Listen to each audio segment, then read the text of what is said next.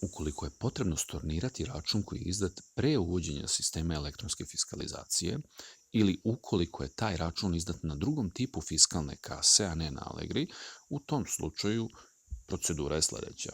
Dodajemo artikal koji želimo da storniramo, štikliramo, zatim pritiskamo taj artikl kako bismo otvorili polje za izmenu, količinu stavljamo minus i količinu koju treba stornirati i menjamo cenu kako bi ona bila adekvatna ceni koja je bila u momentu prodaje. Kažemo izmeni i dobijamo naš artikl sa minusom. Nakon toga biramo kupca, jer zakon kaže da moramo odabrati osobu koja želi povraćaj novca i pritiskamo taster opcije kako bismo se pozvali na referencu.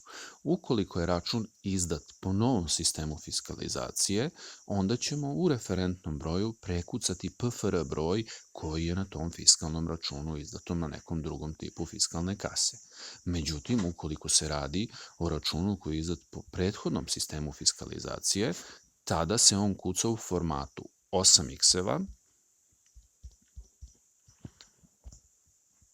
srednja crta, 8x-eva,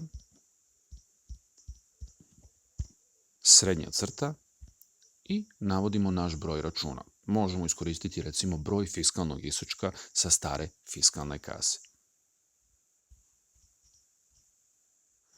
Biramo datum, kada je taj račun izdat i vreme. Štikliramo, idemo na plaćanje i kažemo plati. I u ovom slučaju dobijamo promet refundacija koji će skinuti 230 dinara sa duga.